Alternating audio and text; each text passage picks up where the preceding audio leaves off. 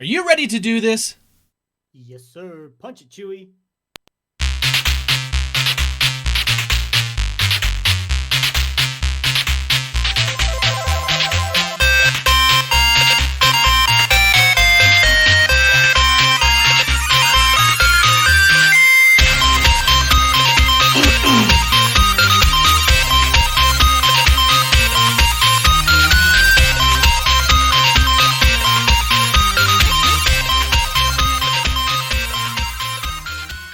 Welcome, super friends, to the Fortress of Nerditude podcast, a safe place to talk about all things in nerd and pop culture. I'm Spencer Stapleton, and my co-pilot is Matt Shaw. We refuse to grow up. Thank you for joining us. This is episode 211. We release every Thursday morning. You can find us on the website, fortofnerd.com. We have links to iTunes, Google Music, Spotify, YouTube, Stitcher, and everywhere podcasts are available. Stop by and relax while. If you like what you're hearing, hit that subscribe button and get us automatically each and every week in your ear holes. Matt, welcome back once again. It has been a week. How are you, my friend? I'm great. It has been a week. It's been a week. Well, it's been less than a week. It's been 6 days. But you know what? Technically, it's only been 4 hours since the real time we saw each other true. last. Very true. We're going back to back on the podcast. We work hard for the super friends, you know? It's true. We work hard. We mess around with schedules. I mean, we're doing Mando Sidekick. Shout out to the Mandalorian Sidekick podcast. Yeah. Give them a listen because we're nerds and we talk about it. So I feel like this last week or two, the nerdiness on the Mando Sidekick podcast has been at a, I don't want to say an all-time high, but definitely at a very excited level. Yeah, they've unleashed something within us.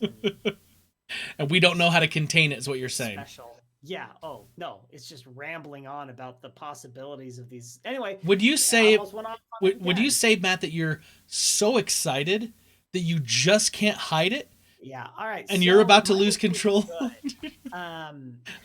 Go ahead, my friend. I know every time you're going to go I know. A song, I know exactly what's happening. I know. And I ain't having it. Good grief. No, it has been a week, and it was a really kind of chill week. It was kind of boring, just to be honest. Like boring good or boring bad? Fine. Okay. Fair enough. The weekend was pretty fun. We've got a pretty fun week ahead of us. That's the reason why we can't record Monday and Tuesday. But the actual week itself was quite boring. It was mostly like everybody was gone from our house from Thanksgiving.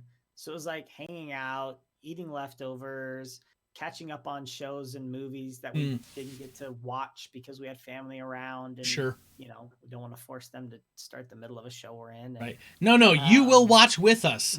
You're our prisoner. Yeah, I know exactly. What you mean. Yeah. So kind of getting back into those things, we got December 1st was the first day that Lord of the Rings in 4K HDR was released. And so we had that pre-ordered like a month ago and it came.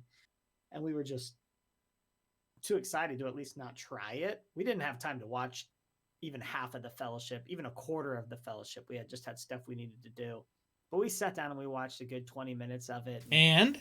It's glorious. Oh. It's glorious. You make me want a 4K television. Yeah, it's all about, and you got to make sure it's Dolby Vision. It's all about the colors. I compared it and I put in the Blu-ray. It's night and day. Really? The color grading. Oh yeah, it's night and day difference. So is it too late to ask Santa for a 4K TV? No, of course not. He's built so many of those. Put it on the list. Yeah, put it on the list. So that was a fun thing. And then we finished the Great British Baking Show, which is always fun to do. No spoilers. Episodes. I still have one episode left. Okay, so no spoilers for you. But never mind. Do you want me to plug my ears? La la la la la. No. And then we finished Schitt's Creek. Okay. Which is not a swear word, people. It's the title of the show. Right. Incredible show. One of my favorite shows that I've seen this year. It's going to be hard when we get to the end of the year and we talk about kind of our best ofs. Yep. Like that show has to be up there. And it was awesome. It was awesome. We watched a movie called The Happiest Season, which is streaming on Hulu. Hmm. It has Kristen Stewart, your favorite. Oh, yes. I love her. She's such a dynamic actress. Okay. Yeah, she's one note in this one too, but I like her. It had Allison Brie. It had, oh gosh, Aubrey Plaza as Okay. well. Anyway, it's like a Christmas, like rom com. It was fun. It didn't end the way I wanted it to. So I'll say that. I was like, this could have been great, Okay. but it ended up just being good. Well, I mean, So I don't not recommend it, but it's also not like you've got to run out and get it. it's Or you a got it- to run out and it's a kind of sprint one of it. those recommendations, like if you've got some spare time on your hands. Right. Okay. Yeah. Yeah. And then goodness, like I went golfing this week with some buddies. On Friday, kind of our big event for the weekend, we went to SeaWorld to see the Christmas lights. Mm-hmm.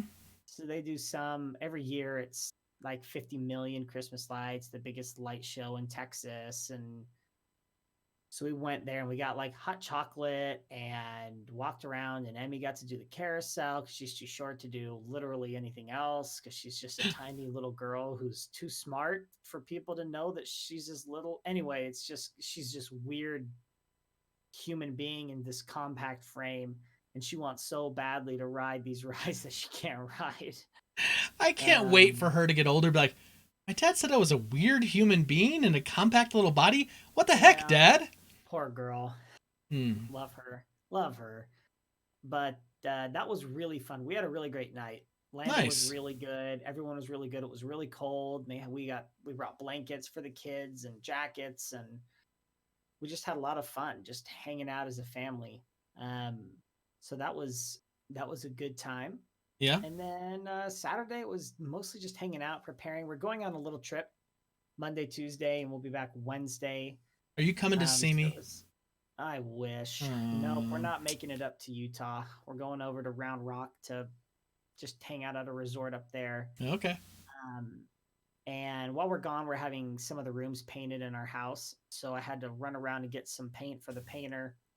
And he'll be here tomorrow as we record this. When this releases, I'll be home. But we're getting a couple rooms painted. Emmy's room, and then we've decided we're making the guest room Lando's room. We just don't have enough guests for us to care that much. So we're gonna make that Lando's room. We'll leave the bed in there, like the queen size bed, Yeah. because Lando doesn't care. But we're gonna paint it blue. We bought a bunch of Grogu stuff for him in his Nice. room. It's so many cute things, little Ewok things, and a little stuffed Lando Calrissian. Of course, we have to have that in his Of course. room. And so we're excited about that. But that was really the week. So it was slow paced. We did Okay. have some fun stuff that we got to go out and do. And this the next coming days will be a lot of fun and taking just a little road trip. Yeah. I mean, it's Round Rock, Texas. It's like maybe 2 hours from here for us to get there. So just a quick little jaunt, a little pre-Christmas excitement for Emmy and Lando, and it'll be a lot of fun. That's good. We spent some of this last week having my wife and I, Brita and I, talking about Christmas. And this year's supposed to be Christmas with my family, but with the whole pandemic that's going on and all the things and the numbers are skyrocketing around us, and it's just it's kind of rough right now, and we're trying to gauge, like, okay, is everyone that's going to be getting together, are they home, are they kind of quarantining, is it going to be safe for us to get Right. together? So we've started kind of having these conversations about, like, what do we want to do, because we also have family that's coming into town. In my in-laws, Brita's side of the family is coming into town, and we're going to be able to spend a few days after Christmas with them. Right. So we started having these conversations like, okay, well, what would be the scenario if we decide that for our health and safety and the health and safety of others, we're not going to participate, or we're not going to get together with people, and just trying to figure out like how we navigate those waters. If things change, if anyone's exposed, because obviously, Right. like, Christmas is upon us, and we want to embrace Christmas and celebrate Christmas and see family. We're also trying to make sure we're doing it in a responsible way that's not going to endanger ourselves or endanger others. Yeah. And so we've kind of been talking about that this week, trying to figure out like what's our game plan, what's going on.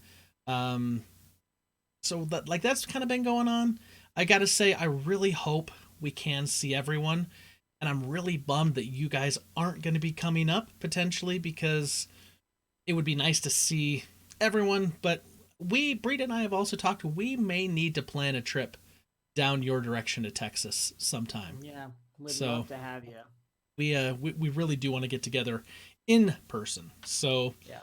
let's see. This week has been like, besides those kind of conversations, this week has been great.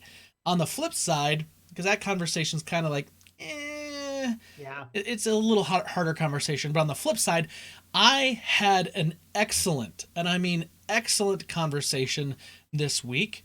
I was interviewed by a Twitch streamer. He goes by the name of Super Murgatroyd, and he runs a show called the Positive Power Hour, where he has Twitch streamers come on his show, and he talks to them. And once a week he does kind of what they call like a dating show, where he'll have 4 different streamers come on, and he'll ask them questions to kind of give his audience, his viewers, followers, a chance to get to know these streamers and see if they would be interested in going and following their stream. And so I got to hang out with some amazing streamers, Cupcake Tattoo, Scylla Hearts, God Luxium, streamers that I hadn't met before, but we got to hang out a little before recording, and we got to talk.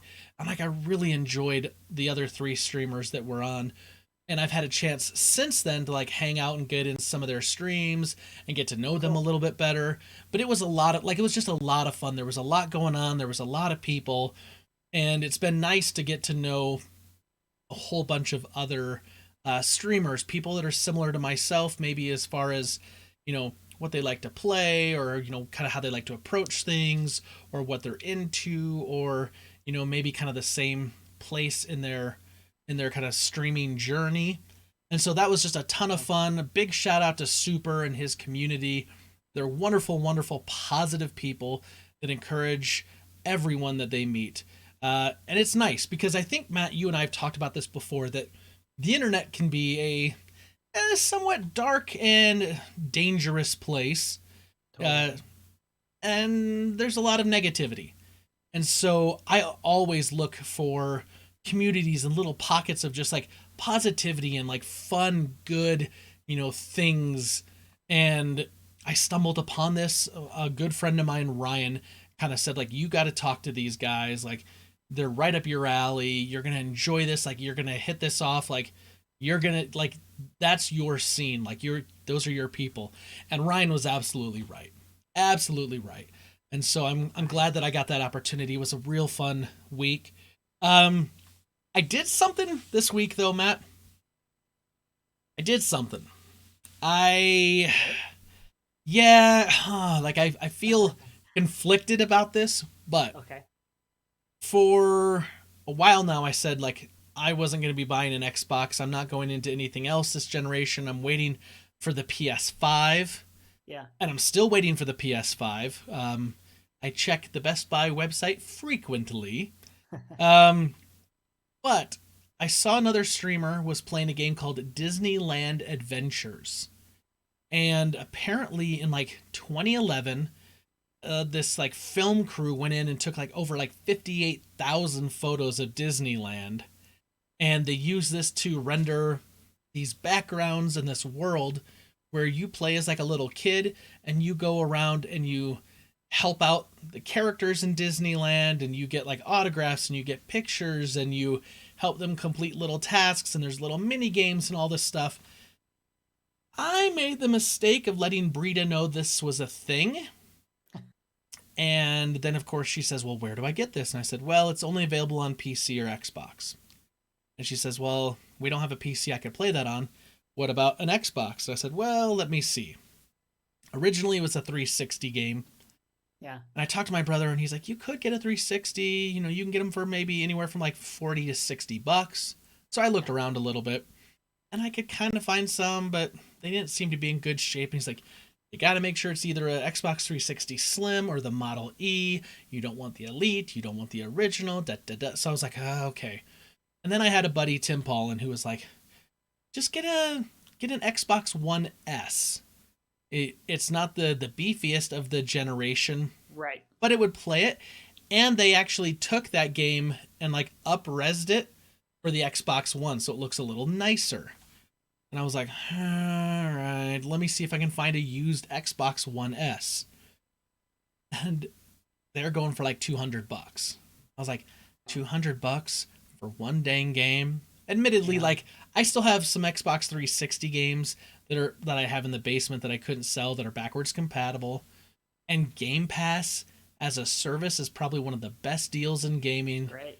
I mean, you're paying like $10 a month and you can download all these games and play them as long as you're paying for the service. So I was like, let me find an S. They're going for like $220. Maybe sometimes as high as like $250. I was like, not great.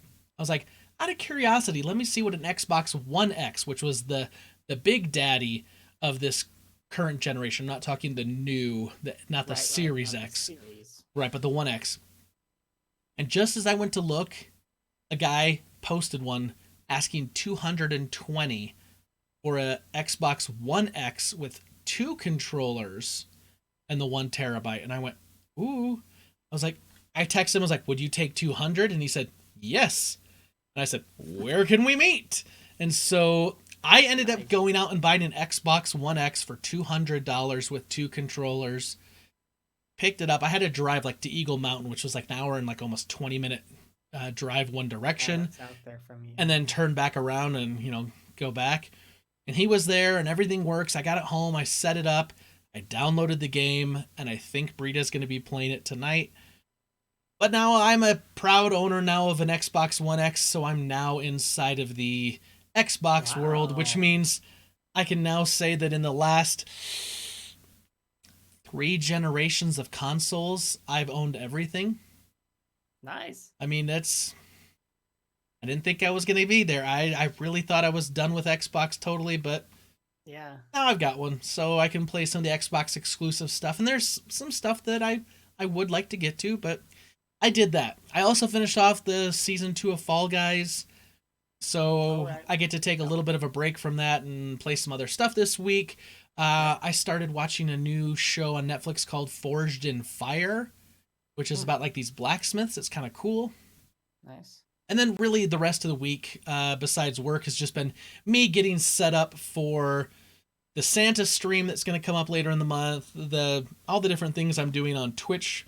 And then I've made the choice that I'm going to go back and try Clone Wars again. Okay. Good for you. I do really want to go back and that is. catch some of that stuff. The kids want to watch it with me too, but it could be kind of like our Thundercats rewatch for me, which like we got through like 8 episodes and then they just kind of lost interest. I'm like, I wanted this to be a bonding moment.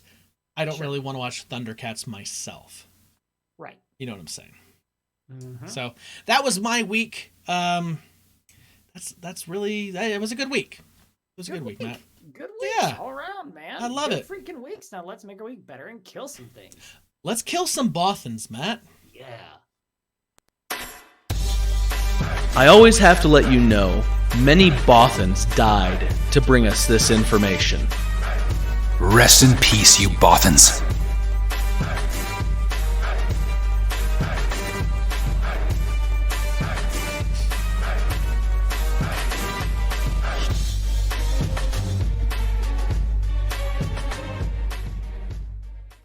All right, Matt, we're into Rebel Intelligence. What do you have for me this week? Let's talk Disney Plus. Let's talk Hawkeye, TV show. The TV show Hawkeye. The TV show Hawkeye coming to Disney Plus. Long rumored how it's going to work. Now we know we've got Jeremy Renner, of course, returning as Hawkeye. and the character Kate Bishop will be played by Haley Steinfeld, which was all but confirmed, I believe. Yeah, I thought I saw something about it a while ago. Yeah, she's been rumored for a while, but now it's happening. Okay. They're also reporting the following actors are in this movie: Florence Pugh, Fra Fay, Tony Dalton, Alqua Cox, Vera Farmiga, and Zahn McLernan. And they all played various characters. I don't know these actors off the top of my head. I don't know much about them. I know that one of them is playing Eleanor Bishop, Kate's mother. But Pugh, Florence Pugh, I should say, we should recognize, though we haven't yet seen Black Widow, she will be in Black Widow. She's like the other Black Widow. Oh, okay. Yeah. She's reprising her role that we haven't seen yet. I just got to remember, like, that's a preview we saw like a year ago. Oh yeah, at least. Yeah. So her name is Yelena Belova. Yelena Belova. She's been Black Widow multiple times, apparently. As we know with all of these characters, they're not actually that character. They just are named that character for a period of time. They take the mantle, right? Yeah. Yeah. And then the rest of the characters are playing somebody named Kazi, who maybe some people from the comic books might know. Apparently was like a mercenary known as Clown. So there's like a bunch of kind of interesting casting characters. There's a swordsman that's going to be involved. There's a father-daughter relationship between Cox and McLernan. We don't know their characters, but there's a whole lot of casting news that came out. It started filming already and is set to stream sometime in 2021. So we're starting to get, if that's really the target date, we will hopefully get 3 Marvel shows in 2021, and I'm including Loki in that then. Yeah, if right. we can get those 3, which we know Loki's already done something. If we can get those 3 in, we'll be good. Did they finish filming Loki already? I don't know that they finished it. But they were filming, though, prior to COVID. I'm almost positive. Yeah. But I mean, I have been known to be wrong about many things. And my Loki knowledge could be incorrect. However, I'm pretty sure that they were filming it. I tell you what, we know WandaVision's done. Yes. We get WandaVision at the very beginning. Hopefully that means maybe we get Loki in the middle of the year. And then at the end of the year, we get Hawkeye. I'll say it again. 2021's just got to be a banging year for Disney Plus with their new stuff. It really does. We should get Mando. Yep. Season 3. And we should maybe get 3 Marvel shows. Landian. We should get Cassian Andor potentially. True. That's kind of filmed all over the place, and yes and no and up and down, just like every other Lucasfilm project right now that isn't The Mandalorian. We'll see. So long story short, we got a bunch of casting news. They've already started filming, and it's coming out this year, basically. I mean, at the end of 2020, it's coming out in the next year. Yeah, I like that. It's good news. Yeah, it's good news. It sounds like we're going to be getting more in that realm, which is more than welcome. Oh yeah. So totally. Matt, I know you haven't read the Wheel of Time series. No. I mean, it's like 14, 15 books. I get it. I have. I'm almost through a second reread on the series. But there was some interesting news that came out this week. So we're really used to things like the Game of Thrones that came out, where season 1 of the TV show Game of Thrones was book 1 of the series, basically. Season 2 was books 2, 3, 4, and on and on and on. Amazon with the Wheel of Time is taking a different approach. And I'm going to say that they're probably doing this because, like I said, 14 or 15 books. Are they really going to be able to guarantee they're going to get greenlit for that many seasons? Especially as characters get older, costs go up, contracts get bigger, things like that. What they've done is they've said that they're approaching the adaptation as an entire series, not just individual books. So that what they're hoping to do is film season 1, but season 1's just not going to be the book Eye of the World, which was the first book.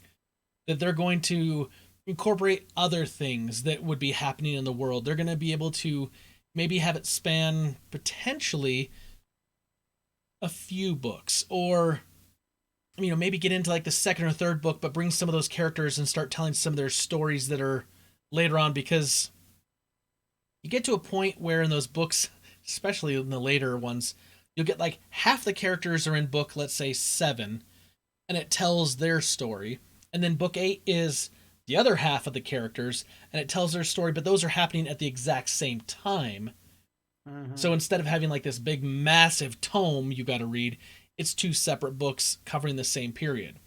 So the adaptation over on Amazon, they're really trying to say, like, look, we're not going to be able to do 14, 15 seasons of this, but if we start compressing things together, and instead of, these crazy, like, we cut things down, we can really try to focus on the whole series, since all those books are written, and we're not waiting for an ending in that series. Yeah. They can move some pieces around, and they can make things fit so that they can tell a comprehensive story, but not necessarily have to just go book, book, book, book in order. Okay. Which I think is really kind of a smart idea, because we, like, from a business standpoint, there's no guarantees you're going to get a second season. There's no guarantees. Right. There's no guarantees that everyone's going to pick it up and watch it. Now, The Wheel of Time is a huge fantasy series. It's got a huge fan base. There's a good chance that it's going to catch on. It's going to feel very Lord of the Rings, Tolkien. I mean, if you read Eye of the World, that first book, it feels like you're reading The Fellowship of the Ring. There's some just honest, very much mimicry that goes on in that book. And then the author, Robert Jordan, takes his turn, but he wanted it to feel comfortable to people so that they would feel at home and be more accepting and willing to go on this journey with him where he wanted to take them. So I think it stands a good chance to go a number of seasons, nice. but I like that they've said publicly that they're taking this approach. Yeah. Well, what's it airing on? Amazon Prime. Prime Video. Okay. So Prime's got a couple big series under their belt that they're never gonna release. If you remember, they started doing some filming and casting and whatnot, I want to say back in like June, July. I mean, they're putting out stuff. I mean, they're showing pictures. I'm not getting into all this because there was quite I remember that. Quite a lot, but they're showing pictures of like some of the swords they make, because a Heron Mark blade, this special kind of sword that denotes a sword master in this world, is kind of an important thing. It gets mentioned a lot. So they're showing pictures of it, things that readers of the book would identify and see and go, oh, okay. So they're starting to leak out some more information. I'm going to guess maybe 2021, but late 2021 if it happens. Right. That's my guess. Right. Nice. Okay. I'm much more likely to watch a show than I am to read a book. I'm a simple man, and I don't got time to read books. I'm a terrible person. Well, moving on. Hulu. Yeah. With the best interface in all of streaming, has decided they wanted to add one more feature to their not complex or annoying way that they navigate their system, and that is Watch Party. Welcome to the club. They've had Watch Party, but now it is available to all subscribers. Oh, right. Versions. Yeah, because before wasn't like only the ones who pay. Not it wasn't just pay, but extra. It was like the extra, like the premium ultra or whatever they called it. Yeah. So they have now rolled it out across everybody. So now if you want it, you can watch it. It's very similar to every single other one. You invite people to watch a show with you, and if you want, you can do a little text box. And that's it. Okay. So I'm still trying to see the value behind this. I really am. I don't see the value behind this on any platform. I don't. I mean, I guess maybe if you're like, if you're literally quarantined, and you are starving for social interaction, So maybe this could be beneficial. I've got some friends that are streamers that do a watch party weekly, but they put up something and they watch something, and it kind of becomes like a Mystery Science Theater 3000 riff tracks where they're all have the ability to fully type out from their keyboards and chat, and they just kind of like they make jokes and they poke at fun things in the movie, and they, little things, tidbits of knowledge. I see that kind of reason to have these watch parties, but for like the normal user of saying like, hey, let's just watch a movie together while we're socially distant.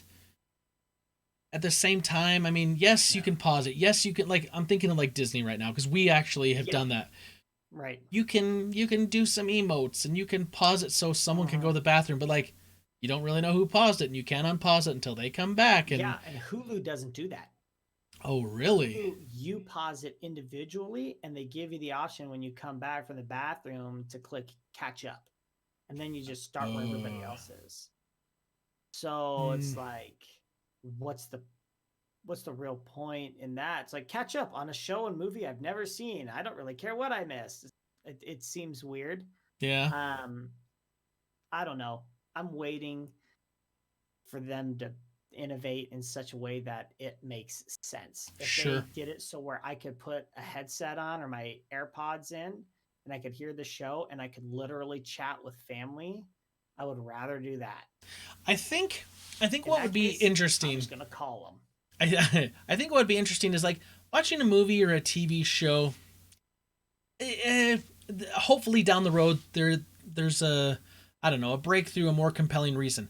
But what I can see this being really good for is things like a concert or live music, and doing a big watch party and maybe inviting, I don't know, like if you're doing something, instead of like here's just a link to a YouTube broadcast, something that's a little more interactive, be like, look, here's an invitation to a watch party because you donated to something, and in return you're going to get a live concert or live music, and so you could be communicating with the other people and talking in chat. Like I could maybe see something like that where you're not really going to be able to pause, but like live music is an experience when you're at a concert or some sort of a musical like production that like it really is a live experience. You need to be there with other people to really like capture the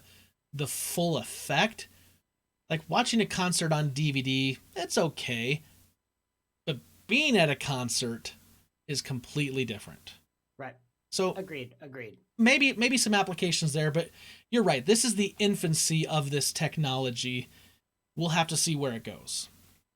Yes, sir. Speaking of infancy, Radio Disney is no longer in its infancy. It has been around for a long, long time. It started in 1996, Matt.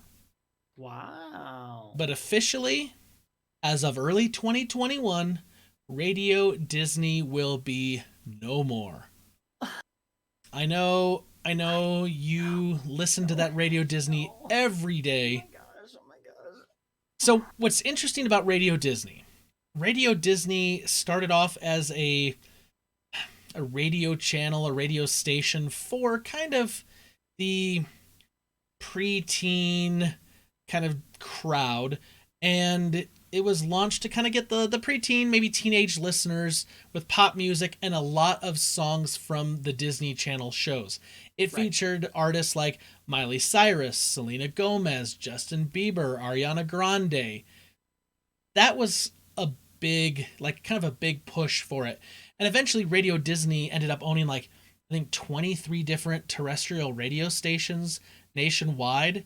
And it sold off most of those in 2014 because they shifted to the satellite digital platform, which makes sense. Yeah. And they kept only one radio station in Los Angeles, KRDC AM, which will also be going away next year, along with Radio Disney Country.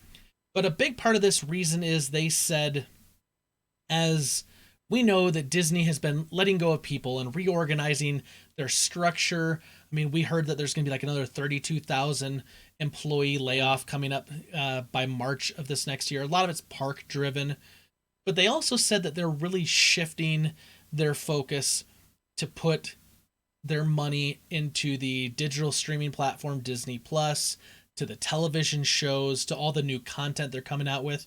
Because like we said, they were anticipating having, 8 million, 10 million followers by the end of 2022. They had 10 million the first month.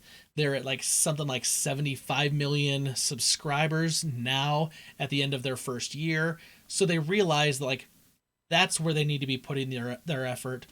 And so Radio Disney's getting the axe. So if you want to listen to music from, I guess, Disney Channel shows and preteen, teen kind of pop, you're going to have to find it elsewhere.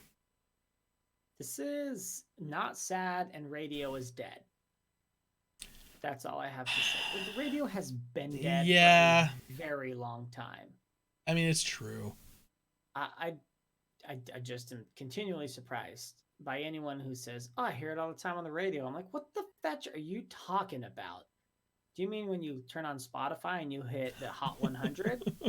Is that what you're trying to tell me? Because I mean, that ain't radio, honey. There's a lot of people that have satellite radio in their car. True. Yep, they turn on their Sirius XM and listen to Smooth Jazz 100 on channel XM 45,000. You're like, yeah. I like how you just say Sirius XM because it's one thing now. I was like, I remember when you had to choose between Sirius or XM, and like that was the thing, and who had who, and like now it's all just.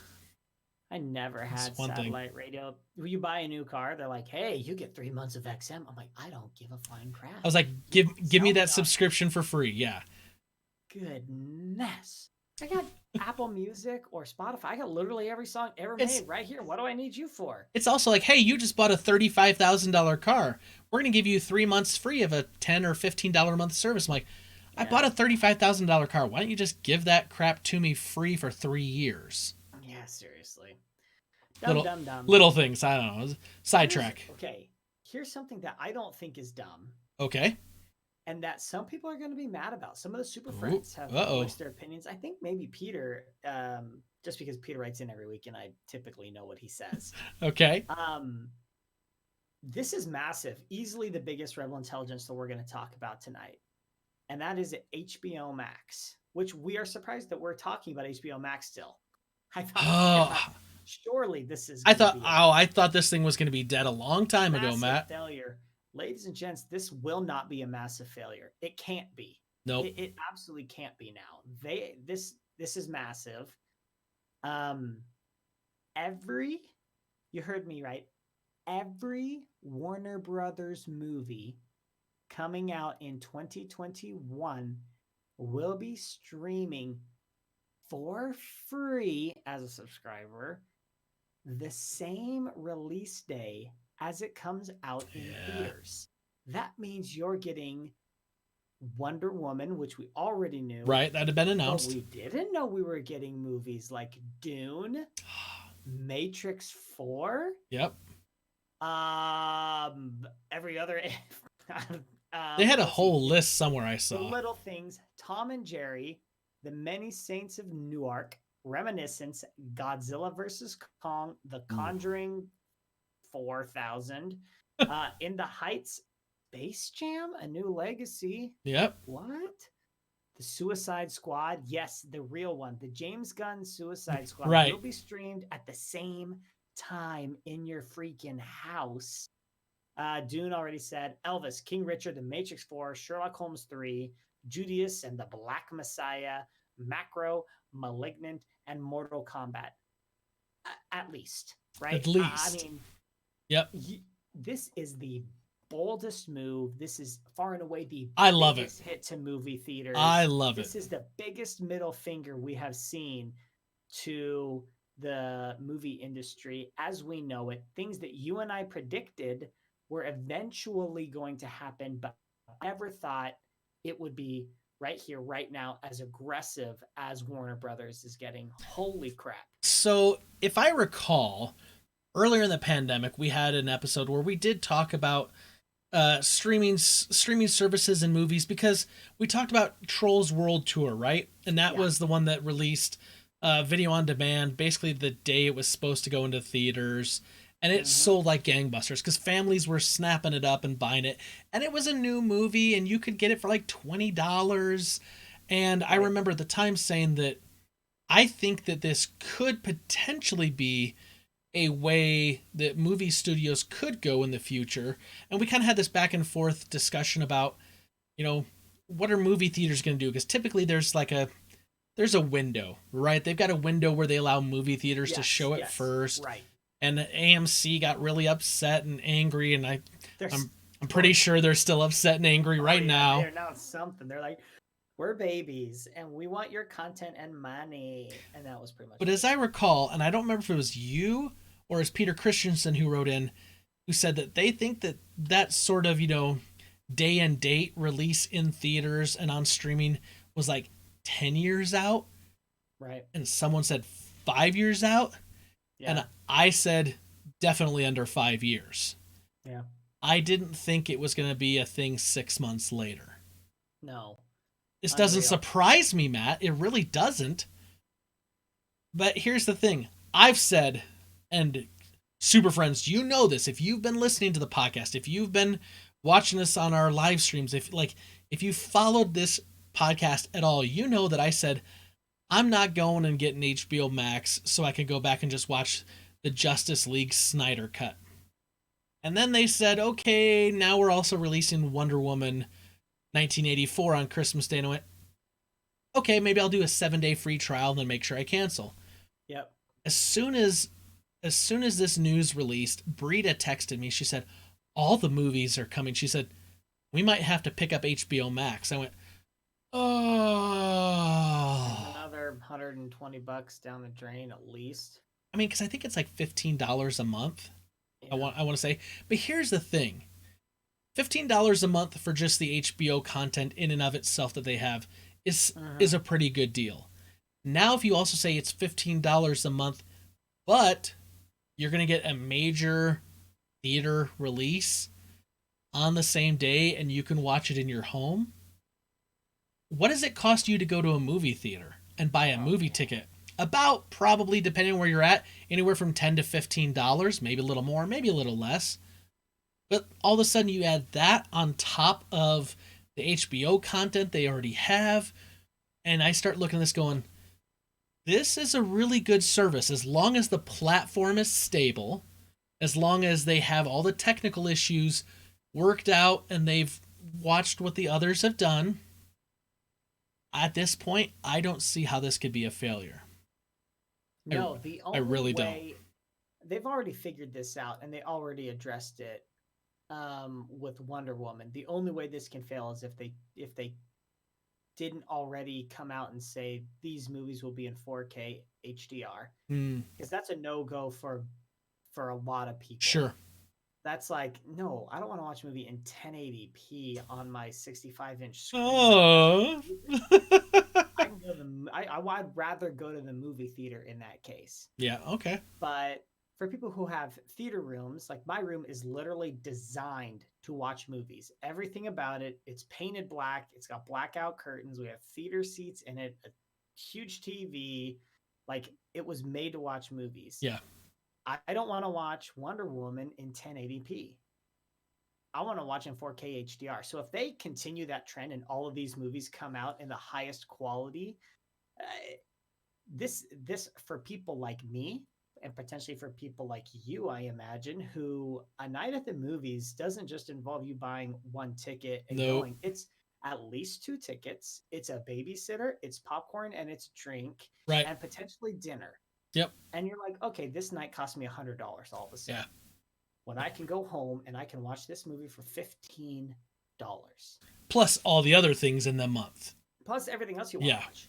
So, and they're brilliant because so they're releasing it, but it's not like you can watch it however often you want. It's like you can get it in December of next year and watch all of those movies at once. It's only available for 1 month. So they're encouraging you and they're saying, look, you got to sign up for the whole month or else it's gone. Yeah. It's a brilliant strategy. It's a will good work move. for sure. Let's for them. This let's is definitely gonna work. let's take a little side wager. How many viewers do you think they sign up for HBO Max in the month of December with Wonder Woman 1984? If you're just taking a guess. 50 million. 50 million. 50 million. Wow. That would Including 7-day free trials. 50 million people will sign up, unique users. that's 5 times more than what Disney Plus did in their first month. Yes. You think that many people are going to go flock for Hey, Wonder just Woman wait. 1984? Yeah. Ooh. I'm not going to go that high. I actually think it's going to be a little less than Disney Plus. I'm going to say 8 million. No. Yeah. I'm I gonna- obviously 50 million is a near impossible number. But Dude. who knows? I want to try to be right. We'll see. I'm gonna say 8 million. I'm gonna say 8 million subscribers, not including 7-day free trial. With 7-day free trial, 15 million. That's where I'm gonna 'Cause go. I'm going to do 7-day free trial. I'm not going to pay for the month of I'm HBO. gonna do 7-day free trial as well, so we can watch Wonder Woman 1984. Yeah. But I mean, I may consider subscribing because there is a lot of good content. Anyway, Yeah, I say that now until I look and I see all the crap they have. And they've got Studio Ghibli and all of his movies, and I'm like, yep. maybe 1 month. All right, the last thing I have. This is another Amazon Prime. This is the other big property that Amazon Prime has, Oh my Lord of the gosh. Rings. News. Lord of the Rings. So remember the Second Age of Middle Earth show, right? Apparently the population of Middle Earth is going to grow by an additional 20 cast members. Oh my gosh. And what's interesting about this is they've already pretty much settled on the cast. Yeah. These 20 people are not like just, background set dressing. They're not just people who are going to be walking through a scene. These are actually people that have been hired for speaking roles, for parts. And so we know that some of these 20 members are going to be New Zealand natives. Some of them are not. So some of this could be shot in New Zealand. Some of this could be shot elsewhere. And I kind of looked through the list, Matt, and I'm not going to go through All the this names of because people because there's know. 20 people, and it kind of says like what they're known for, or what else they've acted in, or this, Okay. that, and the other. And I looked through this list, and I gotta say, there's not a single name on this list that I actually recognized right off the bat. Now, Okay. maybe if I saw some pictures, because there are some people that have been in some things like, Doctor Who, things like that. Someone actually had been in Lord of the Rings: Return of the King. So it could be some people that we know, but we do know that these people are coming from all over. New Zealand natives, people from Australia, Sri Lanka, the UK, the US. Okay. We don't know if they're going to be elves, dwarves, hobbits, Numenorians. We don't know any of that. But it was a little tidbit that they wanted to say that they're hiring and bringing on 20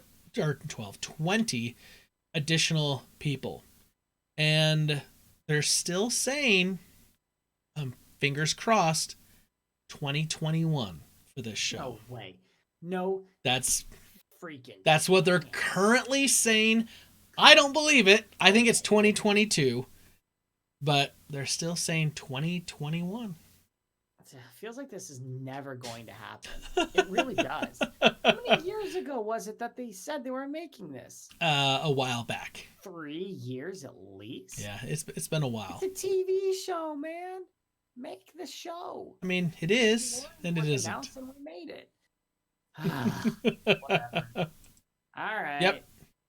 Well, at least they're doing something, I guess. You know what? That's the last thing I had. Oh, except one other thing. This is a surprise thing, and I know that the second I say this, I know I'm gonna get an eye roll from you. I know that I'm gonna get a grunt of derision, but I just have to say Marvel once again owns the exclusive rights to Daredevil for streaming services. Now we can start fanboying and fangirling out about the possibility that they can bring back Daredevil to Disney Plus. Kevin Feige, I know you're listening. I know we're buds. You've got the rights now. Call up the cast. Get them all back on board. Let's freaking bring Hell's Kitchen to Disney Plus. It's not happening. Shut up, What? Matt. So come on. Good The moratorium's over, which means if the Daredevil one has now run out, that means that we've got, let's see, coming up right around the corner has got to be all the other B-list, Iron C-list things. Iron Fist. It'll have to be Jessica Jones. Jessica Jones is And- last. And It's Jessica Punisher. Jones, Punisher, and Luke Cage.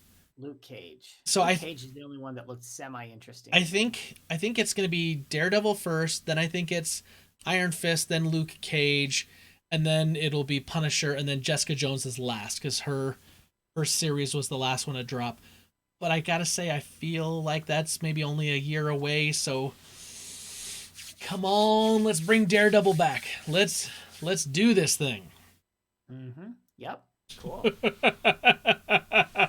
I know I don't have you at all. All right. Nope. Let's move on. Super Friends, last week we were having a conversation about roles that had been recast. Other actors and actresses had filled in Yes. for them. And Matt and I kind of give a rating on what we thought of the job they did. Maybe the performance, maybe, the task they had at hand and how they did. And so we asked you, what was your opinion on either the ones we had or others? A thumbs up, thumbs down. And we got some answers, which, Matt, I got to say, love the Super Friends. I'm glad they came in for some of these answers because I got that question the week out today and we're recording today. So it's a fast turnaround. Very quick. Yeah. But I'm appreciative and grateful that we got them. So let's start over on the email like we always do, fordomnerd@gmail.com. We got Peter Christensen, and he says, Dear nerds, I have a sinus cold while writing this, so please excuse anything that doesn't make sense. He says, I've also had some funny moments when my kids misunderstood me saying I was going to smoke some brisket. I highly, highly, highly recommend jotting down the funny little things that the kids say and do. I started doing that 10 years ago, and it's one of the best things I've ever done. And those stories are a family treasure. So, Matt, you should write down that little thing about Emmy thinking you were going to die because you were outside in the backyard smoking. That was so good. He says, for my unconventional Christmas movies, I'm nominating 3 darker choices. Gremlins and Edward Scissorhands both take place over Christmas. Okay. And Christmas plays a part in their plot, even though it's not the main point. And The Nightmare Before Christmas is a holiday hybrid that I feel like you could watch in either season. Which, also, Matt, real quick shout out, Netflix has got a little series that's the holiday movies that made us. And they cover Elf and Nightmare Before Christmas. And it's an excellent watch. We've watched both of them. Oh, really? I watched Very Elf. good. Yeah, that one's good. The Nightmare Before Christmas is really good, too. Okay, back to Peter's email. My rapid review of some of the recastings you mentioned. Dumbledore. I'll allow it. His mood intensity changed, matched the aging kids and darkening series. Mary Poppins Returns. Felt like a different movie. From what I understand, closer to the source material. Like Wizard of Oz versus Land of Oz. Aunt Viv from The Fresh Prince of Bel-Air says, didn't notice. Rachel Dawes. Thumbs up. I'm not a fan of Maggie Gyllenhaal, but she played the part with much more personality, and Katie Holmes is nice, but kind of like iceberg lettuce. Wow. He says, Rhodey, thumbs up. Both were good, but I like how Don Cheadle is serious compared to Robert Downey Jr.'s playfulness. Hulk? He says, Hulk. All 3 actors fit the mood of their movies. I like Ed Norton better as solo Hulk, but Mark Ruffalo is better as part of a team. I think of the different Hulks/Banners like the different eras of Spider-Man, X-Men, or Batman. Twilight with Victoria says, I love Bryce Dallas Howard. in front of and behind the camera, but the first Victoria was so much more intense and menacing. The first Twilight movie was grittier, the later ones were glitzier and more Hollywood, and the Victoria recasting captured it. The examples you listed were more about the changing actors within a series. I think the much more interesting part of it is how long-running franchises like X-Men, Batman, James Bond, Superman, Spider-Man, and Star Trek, and recurring public domain characters like King Arthur and Robin Hood are cast. These recastings are successful if they fit the mood of their era. For instance, I think Chris Pine is a great modern take on Captain Kirk. Alden Ehrenreich, on the other hand, was too boring as young Han Solo. Okay, Now, I gotta stop it. now No, or in any era, he says. I can't disagree more with that. He did an incredible job, and Solo is one of the great Star Wars movies. I could not disagree more with that take, Peter. Come on. Well, moving on. I'm very curious about the three beloved characters played by the same actor for a decade or more, and how they will inevitably be recast in the future. Iron Man, Wolverine, and Jean-Luc Picard. I think Star Trek should go full circle and in 2030 cast James McAvoy as Picard in a Next Generation reboot, having him continue to follow Patrick Stewart's footsteps. Cheers, Peter Christensen. I don't know how I feel about that, but I would like the goofiness that it would be to have James McAvoy play a younger version of Patrick Stewart again. Right. Very I'm interesting. okay with that. We'll see. Let's see. Let's go over to Facebook. We've got Chad Fackler. He says, can we count a movie actor that was replaced by an actor on a TV series based from a movie? If so, then I give a huge thumbs up to both Richard Dean Anderson and Michael Shanks for their roles as Captain Jack O'Neill and Daniel Jackson on the TV series Stargate SG-1. They replaced Kurt Russell and James Spader from the original movie roles of those characters. I personally find the TV show and its cast were better than the movie. I think we can allow that, right? Because they did play the same character. Yeah, and I'll have to take everyone else's word for it because that was 100% gibberish. Stargate's actually a pretty cool movie. I never watched the TV show though. I don't know what is it a Star Trek thing? Stargate's a sci-fi movie. Okay. You should watch it. You would like it. Okay, let's move over to Twitter. We've got Patrick Novosel at Hollywood Bones. He says, Michael J. Fox replaced Eric Stoltz in the first Back to the Future movies. Greatest replacement ever. Which, I mean, technically goes against the rules. Right, because we did say someone who played something in this, that was before. Whatever. Whatever. I don't disagree with that take, obviously. Right. It was a great recasting, for sure. Bernabe Butters at Dantes_Belmont said, I want to give a special mention to Doctor Who as a franchise. Finding a way to replace the main actor that works in the internal logic of the show and keep the series alive for so long. Each Doctor is the same, but different. Definitely thumbs up. And we didn't talk about Doctor Who, but that is a genius, brilliant way to recast the role. Because it's the same character. They just, kind of put their own spin on it. And I like that. Tim Paulin at TPaulin20 says, worst number 1. Clooney as Batman. I mean, there's not a lot that I'm going to argue with that, although I'm also going to say Val Kilmer's right behind him. Number 2, Julianne Moore replaced Jodie Foster in the Silence of the Lambs sequel. Oh, yeah. Yeah, not good. Best, number 1, Robert De Niro in the role as a young Vito Corleone in Godfather 2. Well, that's true. I mean, Marlon Brando was the older version in the first movie. So Robert De Niro's a younger version. I mean, he was excellent in that. And then number 2, Daniel Craig as James Bond. Like, I know that depending on where you come in on the James Bond series, That's either right on the money for you or a very, very hot take. Was he saying good or bad? He just Good. said, He's saying good. Like, that was a great very replacement. good. Yeah, Daniel Craig's the best of all the James Bonds. I've also only seen him as James Bond because I don't care about the old James Bond. I don't care about the current James Bonds. They're just too confusing. Look, I told y'all. You're a simple man. Yes, yes. I watched Quantum of Solace and I'm like, I don't know what's happening. I don't understand. Most people didn't. Most people, the card game one's Casino Royale. Yeah.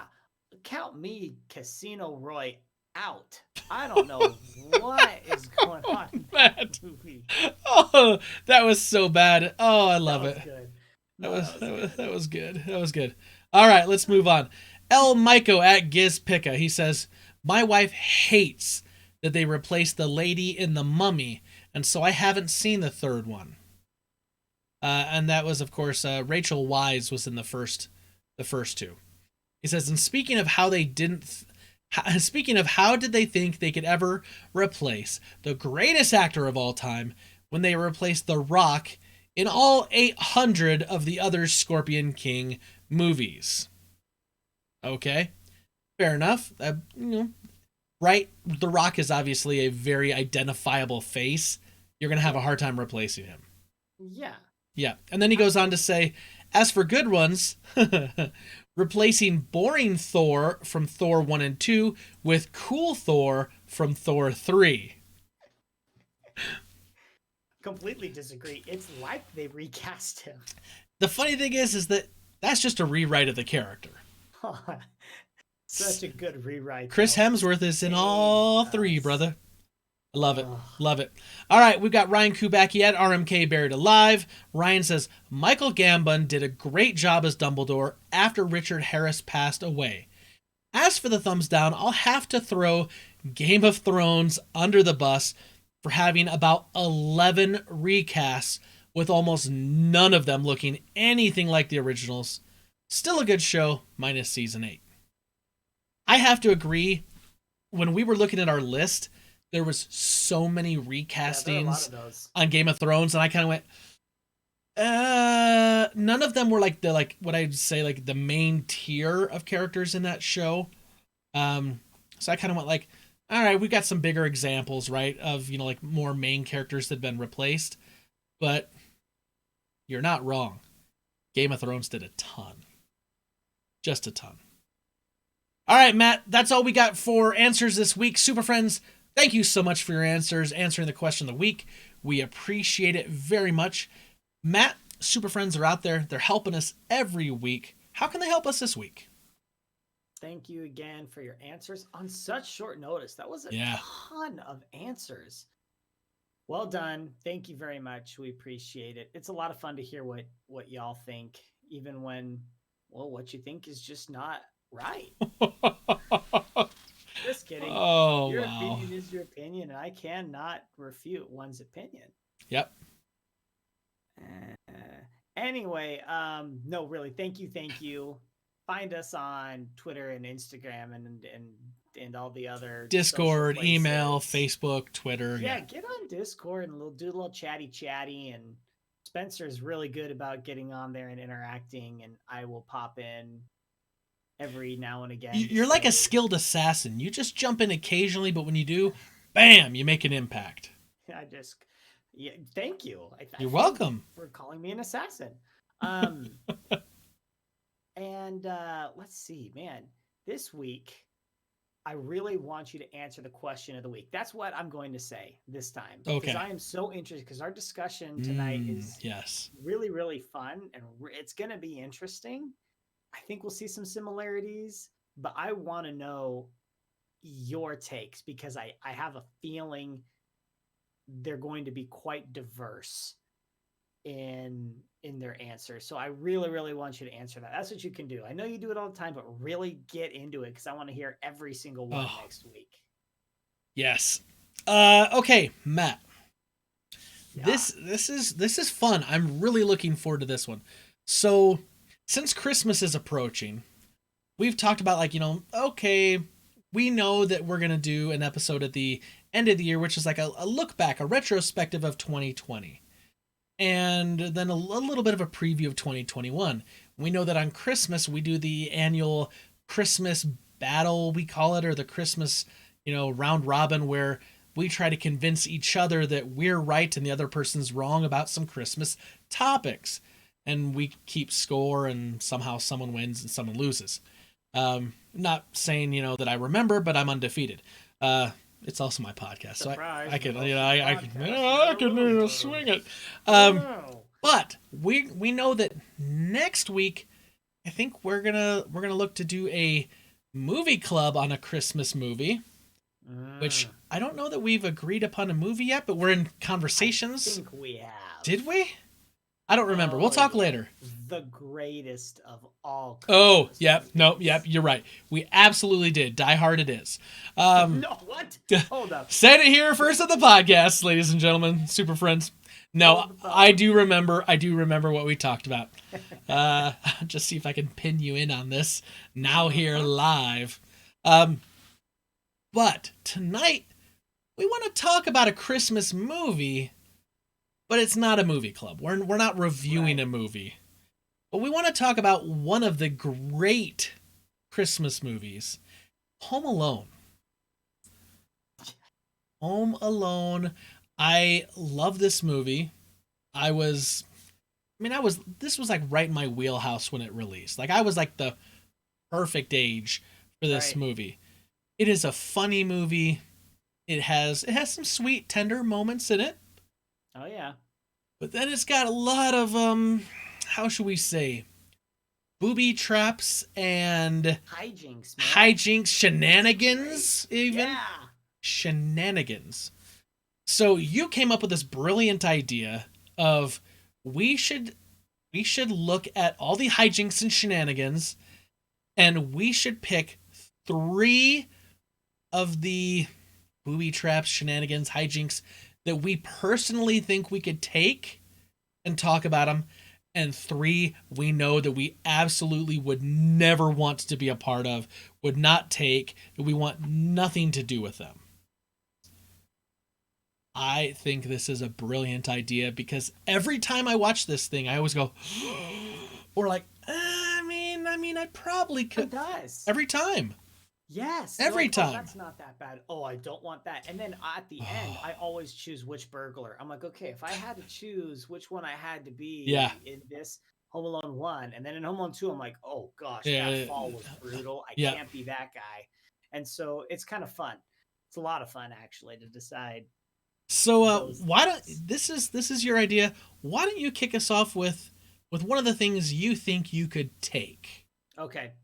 So when I watched this last night in preparation, and I was taking notes as it was happening. Okay. So for my personal list, I thought to myself, I have to do it exactly as they did it and react exactly as they did. Okay. So I had to take that into account. Sure. Because for example, I will just say this, for example, I'm not going to say which way I lean with this. In the ornament scene, Marv goes down on those ornaments hard. Like he stomps so hard on them in bare feet. Yep. You have to do that. You can't just walk. No, yeah. No, you got to be an idiot. You have to act as dumb as they do. Right, yeah. And stand under a blowtorch for several seconds. Yes. Okay, so you got to do it like they did it. All right. I took out the beginning, which is just get hit in the face with a BB, because I think for me that's an easy one. So they're getting shot in the head with a BB gun? Yeah, I was like, that's easy. That's definitely the first one I would take. So yeah, what I did do, and we're doing one that we're okay with. Yep, one that we feel like we could take this one and be okay, like on a pain scale, on a livability scale, whatever. So I'll go with the most obvious one, and that is the glue and the feathers. Yeah. Hilarious. Yeah. Ridiculous. But the glue on the saran wrap, and then he smears it down his face, and then the fan with the feathers, and he looks like a chicken. It's only funny. It's not painful. Yes, exactly. You look dumb, and when he catches up with Marv, he's like, why the H do you look like a chicken? Right. It's fantastic. It's great comedy. It's a visual gag. That's all that is. It's just a Totally. visual But gag. that is easy, low hanging fruit. I'm cool with that. I'll take that anytime. Now, I don't have to take different things than you, right? Because No, because that would be way too. that was, difficult. oh gosh, yeah. That was number one on my list too, Matt. I looked at that and went, okay, this is a great visual gag. It makes you laugh. It's very reminiscent of like the Wile E. Coyote, Roadrunner, Bugs Bunny, Daffy Duck. Sure. It's just Harmless, it's fine. just for a laugh. That glue isn't going to burn your eyes really. I Right. mean, maybe if it got directly on your eyeball, but it's gonna get on your Mhm. face. Maybe if you get enough of it and you crunch your eyes a little bit and it hardens over time, that can make it difficult. Yeah. The feathers, I mean, maybe if you're allergic, but I'm not. This is child's play. This is nothing. Yes. I'm taking the glue to the face and the feathers. I'll look like a chicken. That's fine by me. Okay. Okay. Yep, that's easy. So we should also make of note that we are talking specifically about what Kevin has set up. Yeah. This does not involve like getting hit in the chest with a crowbar because they did that to themselves. Or getting And a it hit doesn't in the involve face with the both shovel. Yeah, Yeah, or the old man coming over and helping as they get hit in the head with the the shovel. snow We're not shovel counting slayer. that. Okay, so why don't you go now since I started? Do you wanna Okay. do a bad one or a good one? No. Should we go for the good Let's ones? do the good ones first because the bad Yeah, ones. All right. Mm. Okay. What else can you? Okay. You could handle. So the next one I think that I could handle, even though it's gonna be rough, Mm-hmm. is the shot to the groin with the BB gun. Okay. Because that, Okay. to me, that's different than the shot to the head, right? Which Sure. we're like, okay, because that's gonna hit. It's Yeah. your skull. It's gonna hurt. It's gonna sting. But like a shot to the groin, that's a very tender, sensitive spot for a man. It's all Yeah. soft tissue. It's gonna hurt. It's probably not going to do lasting damage. It's probably not going to affect your ability to procreate. It's like you're going to go down. Like, no joke, you're going to go down. But within 5 minutes, 10 minutes, you're going to be able to walk that one off. Sure. It's not a lasting Sure. it's not a Right, lasting right, thing. right. So I'm going to take a shot to the groin with a BB gun. Even Okay. saying that is like, this is an okay thing. Under normal circumstances, Right. no, I would No, not. you would never volunteer. No. But in this circumstances, yeah, I'm volunteering for that one. Okay. Okay. So I respect that. I went in a different direction on this one. Okay. I went with the myriad of cars, little micro machine type cars that he set up at the Ooh. bottom of the stairs when they slip and fall. And it's going to hurt like heck. Yeah. I know that. I mean, I'm aware the rest of these are going to hurt. There was Yeah. one low hanging, it's okay, and the rest of them are going to hurt. But the car one, it's like I've kind of basically done that. And I almost do that every day, stepping on some crap that Emmy and Lando have left out. I just don't always fall with it. And the fall is the part that hurts. I Yeah. think I can handle this. This is another one where you get up and you're like, gosh dang it. But you're not going to be bleeding. You're not going to be breaking limbs. You're going to be okay after you slip on the cars. It's going to hurt and it's going to be scary, but you're going to be fine. Yeah. So Yeah. that's my next one that I'm okay with.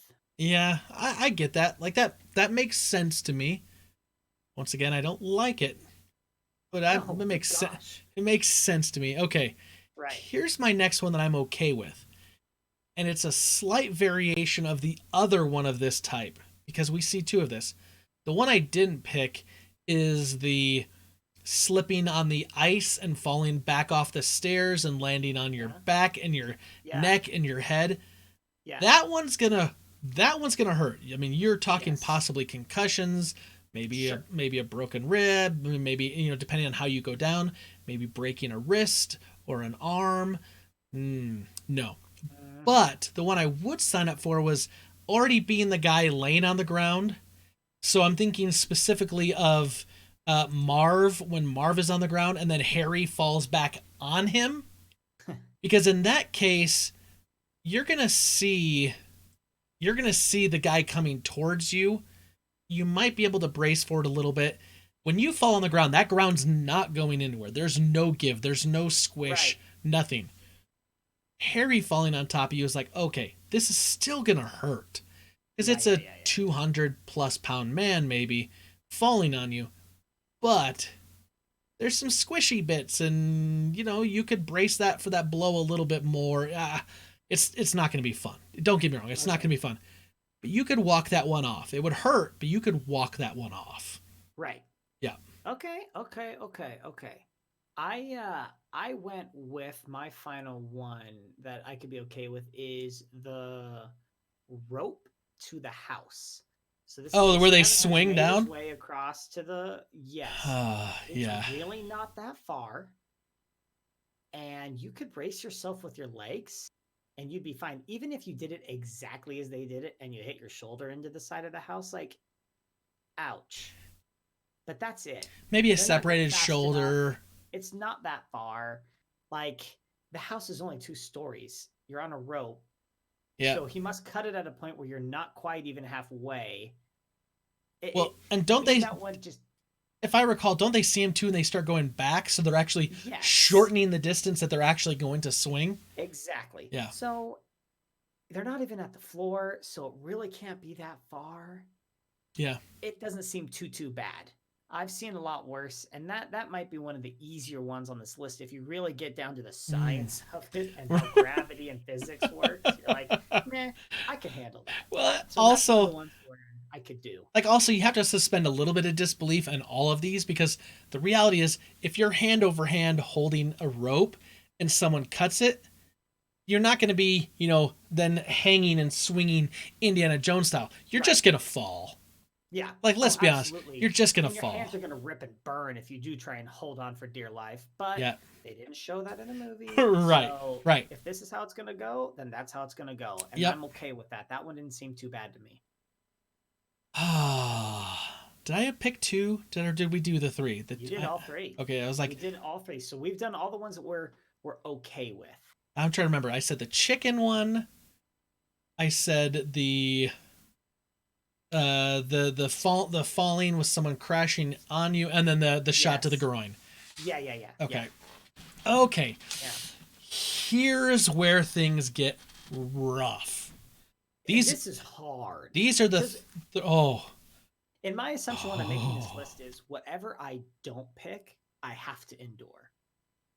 And this was incredibly I'm still, as we're doing this, I'm flipping on one of them because there's lasting damage on one and then the other one not quite as much, but okay.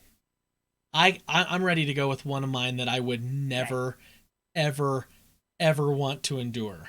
Okay, I think we'll have some similarities here. Oh, like every time I see this one, it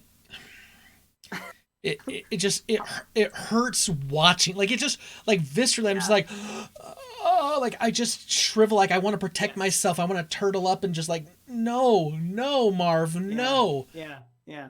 This is when Marv is in the basement. Oh, And man. he's coming up the steps, and Kevin has put the tar all on the steps, and he's placed that single piece of like roof tile upside down with the nails sticking straight up, and Marv gets his shoes stuck into the tar, and so then he pulls his feet out of that, and then he puts his socks, and then he pulls his bare foot out and gets it in tar, and then he pulls it out, and it comes down. Like, it's not just like Not a poke. it's not like he puts it on there and like a little bit like it jabs it, because I stepped one time on a nail that went through my shoe and just barely, and I mean barely, went like maybe less than an eighth of an inch into my foot, and it hurt and it was bad. But when he steps on that nail, and it's also different, I think, when you're walking down because your whole weight on your foot. Right. But that nail sinks easily an inch or more into his foot. And at that point, I'm thinking, like, that's almost got to be coming out the top of his foot. Like, Yeah. I just cringe, and it just hurts. And then of course, then he, does the big "Rah!" and then he falls backwards and lands on his back. So like, you have the fact that you've impaled your foot on a nail at least an inch or more, and then fallen backwards probably 5 or 6 feet to land directly on your neck, your head, your back, your shoulders. Like, we're talking tetanus shots. We're talking probably stitches, probably some internal bleeding in that foot. We're talking removal of all that tar that's going to harden up, so that's going to rip off a whole bunch of flesh. We're also talking about you could have cracked ribs or got a concussion or broken an arms or like Matt, like that's the one when I watched it for the first time with Charlie like looked away, goes, "Daddy, no, Daddy, no." And I was like, "Yeah, buddy, I get that." I just held him. I was like, "It's okay. It's like," I didn't want to give him like PTSD. Like, right. No, I can't do that, Matt. No way. Okay. No way. Okay. No. I texted some friends my list that I had made, and that was number 1 on both of their lists of things that they would never do. For me, that's not in the top 3. I think I can handle that. Wow. I think I can handle it. Okay. In comparison to these other ones, I think I can handle it. Okay. I'm interested to hear what's going to make your top 3 then. Mine takes place in the basement as well. Mine's the iron to the face. That to me, every time I see it, I know how heavy irons are. Yep. I cannot, especially back in 1990, these irons are heavy AF. 10 pounds at least. And that's falling from a very, very, very far distance directly onto your face. That's at least 10 to 20 feet it's going to fall. Yeah. Any normal human just takes a step out of the way when they realize something's coming.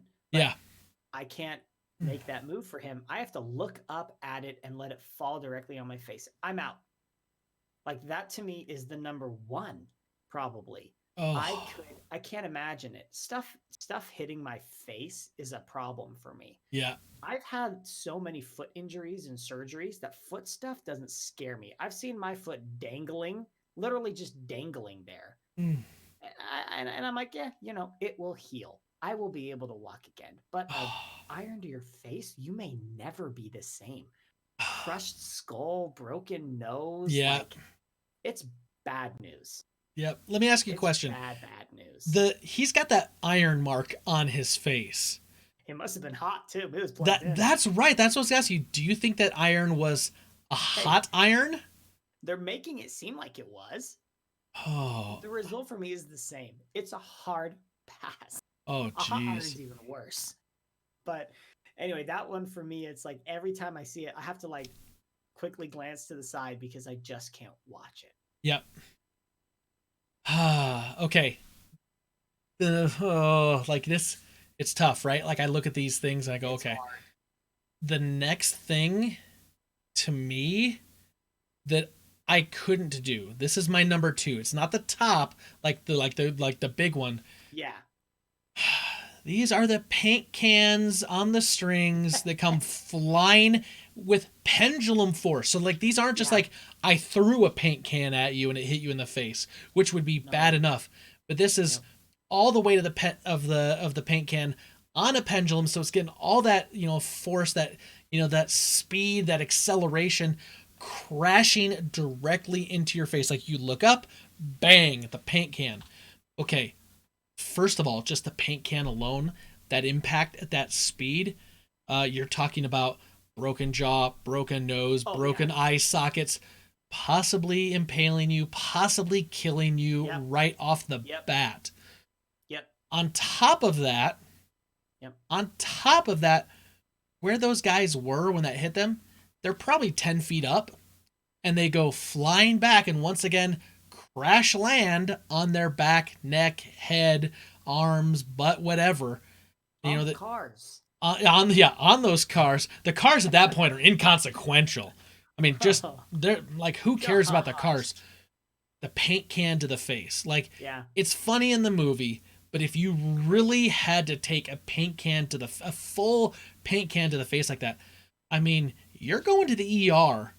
you might not ever wake up. You may go like you coma. I mean, just head brain injuries are so scary to me that there's no way I'm gonna take that.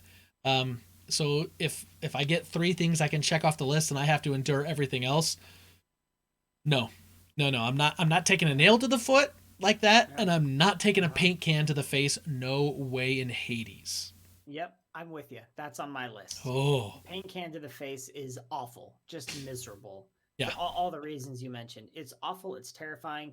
Doing this for Home Alone 2, like Home Alone 1, it was like, wow, these things could really hurt and you could get hurt. Like you could die. And Home Alone 2, it's like, no, you've died 3 times already. When you watch that movie, it's like, no, these men have been killed by a child several times. right. This, I know it's funny. Paint It's cans it's are a family movie. I'm like, but this is straight up like this is like a serial murderer. Yeah. If this was Yeah. like real, Yep. like Yep. he's But straight killing people. Macaulay Culkin ain't normal anymore, y'all. And I think it's because of Home Alone. Man, Look, so that one's bad. oh, Then I guess I'll give my your final one. Okay, yeah. Okay, this was so difficult to pick the final one, and I'm still jostling back and forth. But I'm gonna go with most of these things happen to Marv. I mean, as we're looking at this, pretty much Marv, all of oh. them happen to Marv. He's got it way worse in this movie. I'm going with something that happened to Harry, Okay. and this is at the very beginning when Harry touches the doorknob Ooh. and it is blazing hot and it burns the McAllister M into his hand. Ugh. That for me is something I could not endure. Mm. Like many of you out there, I've received burns before. And it hurts like Hades. It's Yeah. a pain that's not like other pains because it burns and it stings for a very long period of time. Well, because essentially you're cooking from the inside out after you get so deep of a burn. Yeah. And this is not like he like touched it. He's like, oh. Right. It's not a little tap tap tap tap. Handle on it, Yeah. squeeze the handle, and it burns. And we know how bad it is because in Home Alone 2, the burn scar is still on his hand. Right. That's how bad this is. By the way, shout out to Raiders of the Lost Ark because it's the same thing, right? Where the guy grabs the staff topper and it burns the Yes. one side, and when later on when he does the little Hail Hitler, it's burned on. He just doesn't know what's on the other backside. It's the same gag, right? In essence, Yes. but you're not wrong. Like no way. This is awful. Oh. This is awful. This is your hand. This is your hand that you use every single day for everything that you do, and you are forever scarred and forever reminded of what happened. I can't do it. Yep. I cannot do it. The rest of this Oh. is fine. Okay. But that to me is just miserable. I do have one other one, my third one, that I couldn't do. And the fact that you're willing to take this one, ooh, this also happens to Harry. It Yeah. also happens to be a burn. It's the Yeah. blowtorch to the head. I know. That, because it's not like it's like a second or two, it's like 7 seconds. He's so dumb. And he's wearing a stocking cap that's polyester. So that thing is going to burn up, and what doesn't burn up is going to melt to his scalp. But like, Yep. look at me. I don't have any hair. So if Yeah. I stood under a blowtorch with my exposed scalp for 7 seconds, all of the skin on my head is going to be gone. It will Yep. just be bone exposed. And potentially we're talking about frying your brain, like, burning up your Right. brain, like the damage, like it would kill you. Like it just straight up would kill you. Yeah. I couldn't, I no, there's just no way. I couldn't That was- endure that. It couldn't I happen. know. I was back and forth. But I was like, man, the hand thing to me has always just been traumatizing. I know that Harry lived through the head thing and we never see it again. Right. I could The hand thing, see, I look at the hand thing, I go, yes, that would burn. Yes, that would be bad. I could live through that though. The head thing, I can't live live in through. right? You might die. Yeah, there's a strong chance. I'm a dead man. The hand thing, worst comes to worst, I gotta chop the hand off because I lose it or something happens, right? Right. I can still live with one hand. I wouldn't want to, but I could. Right. But the head thing, oh, and the It's fact bad. that like we're talking about all these things and like let's bring this back. We're talking about a family Christmas movie. This is not Saw 17. This is not some horror flick. Yeah. This is a beloved Christmas family movie where a kid lovingly and joyfully has some prank shenanigans to stop some burglars. I honestly, I would just get out of the house and be like, take whatever you want. I'm just calling the cops. Like, A lot of you have to suspend so much when you're watching this movie. Kevin at some moments is a genius. Kevin at some moments is a freaking idiot. yeah, And you just got to say, I'm just going to like it for what it is. And it's fantastic. right. So for me, the things that I can endure, because I've got the list, like I said, Yeah. I can endure slippery stairs, Yep. nail in the foot, blowtorch to the Ugh. head, ornament steps, Ornaments. Ornaments would be bad. Can we just say for a minute, like, and that would hurt. very bad. That would be very bad. Those are glass ornaments, I think. This Ugh. isn't like the no shatter stuff we get. Right. Those are glass ornaments. That would be awful. But you could do it. And then the tarantula. Those are all the ones that I could do. And I wouldn't want to do any of those. Please don't get me wrong. I'm not a masochist. I don't want Right. any of these things happen to me. And I enjoy my head and my hair. I realize that this is going to be a controversial take. And the fact that I didn't take the nail to the foot also may be controversial. But Mm. that's just me. Wow. Crazy. I like looking back. I mean, maybe I should have waited another year or two to watch it with Charlie because he literally was asking all these questions like, "Daddy, could that really happen? Daddy, can you burn your hand on a doorknob handle? Daddy, can you actually have your head get burned like he was asking all these questions. Of course, then Jackson wanted to watch it. And Yeah. we let him watch it, and Jackson just laughed and thought it Oh, was yeah. funny. Wasn't Yeah. concerned about it. Was like, yeah, that's the boy that I've really got to watch. Charlie's gonna be fine. Jackson's gonna be trouble. Right. But this is a beloved Christmas movie. It's been around for a long time. I think 1991 was the first Home Alone movie. I want to say, like roughly in that. 90 or 91. Yeah, right around there. It is a great Christmas movie. We watch it every year. But if we're being honest, very violent. There's a lot of things that are done in humor that would realistically kill you. Yes. And Wait, I missed the 90s. oh man. A different time, Matt. Yeah, that's A right. more simpler time before the dark Yes. side, before the empire.